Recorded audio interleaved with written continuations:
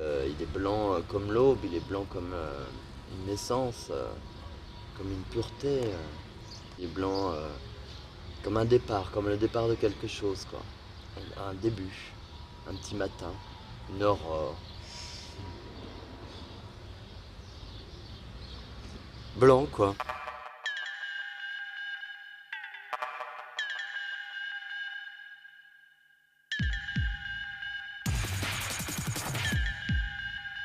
Vous savez comment je choisis mes murs quand je vais peindre tout ça?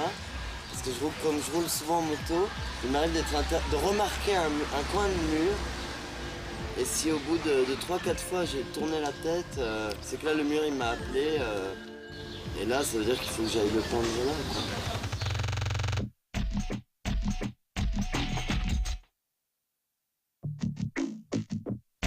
J'ai vu ce outil surtout peindre, envahir la ville en moins d'une journée, quoi. En 24 heures, il avait envahi toute la ville. Avec ça, bon, ça m'a fasciné. Ça rejoignait les travaux de Ernest Pignon Ernest que j'adorais quand j'étais gamin.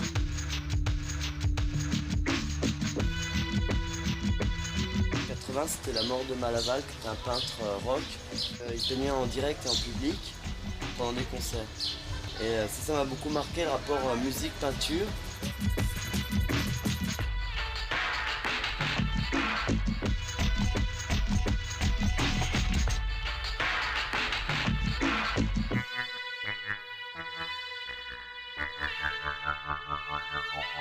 La performance consistait à me peindre en blanc. Quand on voyait mes performances, on voyait un bonhomme peint en blanc qui se déplaçait un peu dans l'espace, parce que c'est l'époque où j'aimais bien le trapèze, les jeux de cordes, sauter d'une corde à une autre. C'était à la menthe. Donc un dimanche, donc 1983, dans le cadre d'une journée zigzag qui était rue Béliard sur la petite ceinture, il y avait plein de policiers.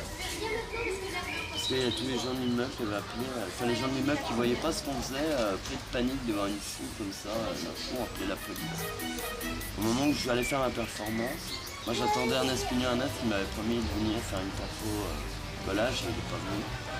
Donc j'ai dit, je vais pas me mettre à poil et me peindre en blanc, ça fait mauvais genre devant la police.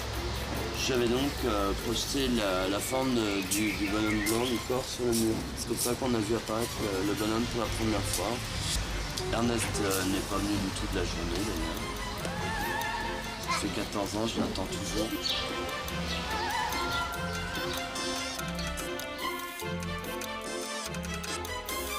Le moment où on commence à intervenir sur le lieu et où les passants sont un petit peu interloqués parce qu'ils savent pas ce qui va se passer. Et il y a un moment où ça bascule. Au début, il y a une curiosité, puis après, il y a une espèce de complicité.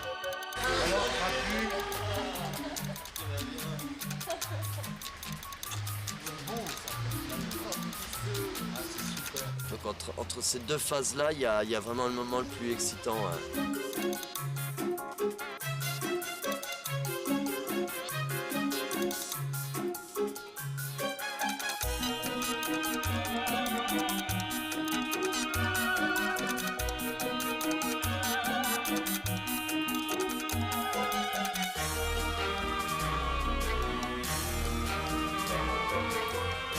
Non, on ne demande rien aux gens de la rue, on leur offre quelque chose. Et au public d'entrer dans la peinture. De ne pas rester à l'extérieur, mais de jouer le jeu.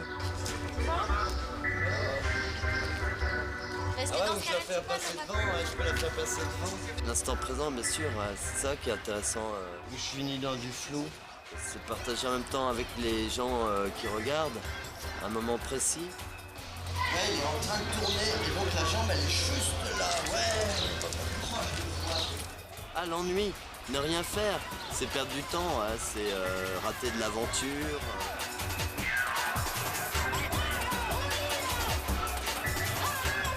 Ce qui fait peur à l'homme, c'est de se dire je pars et je risque de pas forcément revenir, quoi.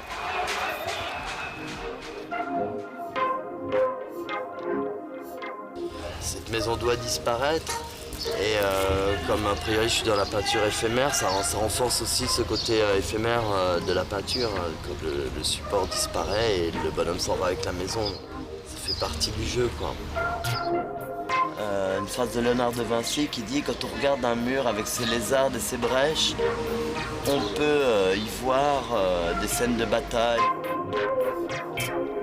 À partir du moment où la vie a quitté l'habitat, essayer de lui remettre un peu de couleur ou un peu de vie. Je crois qu'à travers sa peinture, c'est un geste qui essaie de donner du bonheur à ceux qui ne peuvent pas en avoir.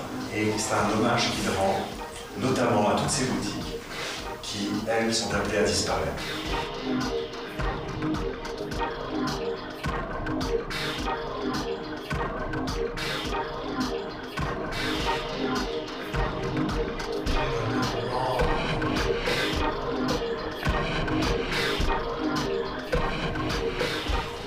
Tiens, vous savez quoi? Après, on va aller boire un pot au bar qu'ils ont fait en bas, là. Ils ont un petit mélange qui est vachement bon.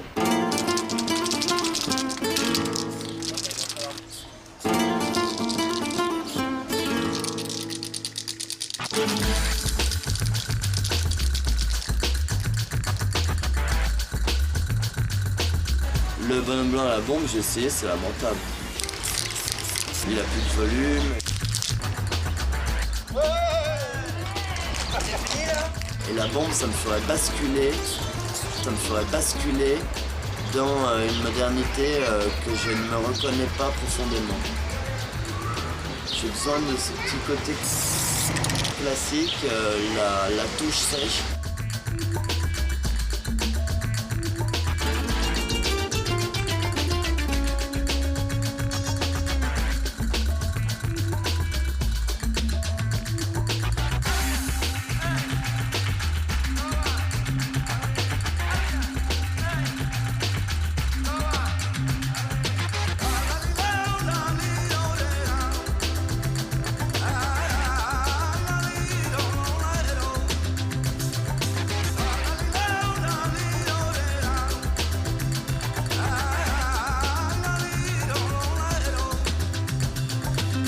La plupart du détournement du bonhomme blanc par d'autres graffiteurs, c'est un ajout d'attributs typiquement phalliques ou des petits yeux.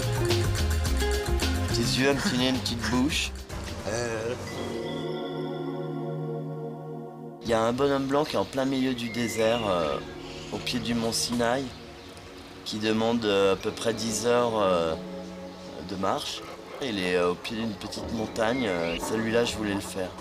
J'ai fait le voyage exprès. Bon, bah, on a de quoi faire juste le nombre de verres. Hein. Je commence à vous servir, je vais chercher le dernier. On sait jamais à qui précisément on destine une chose. Et Paul, je sais qu'il m'entend.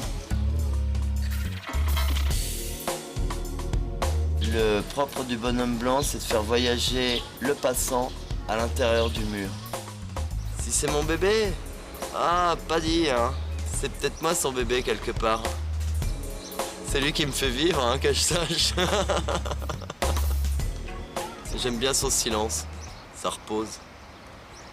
On dit qu'il y a des rouges qui sont criards. Il y a des blancs qui peuvent être silencieux.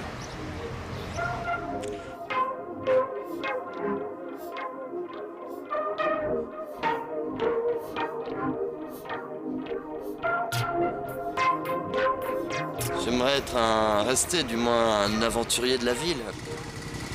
Et on va remonter par la rue des Vignoles. Un aventurier citadin.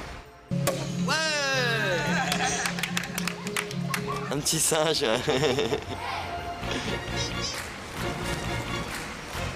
Un être libre en tout cas, pas dans un zoo. Hein. Le bonheur est-il un sens interdit? Et l'interdit donne-t-il le sens du bonheur? À partir du moment où on est dans un territoire de liberté, chacun fait ce qui lui plaît. Chacun fait ce qui lui plaît. Alors je suis pas un bon chanteur, mais en gros, le message il est là quoi. Eh ben c'est impeccable.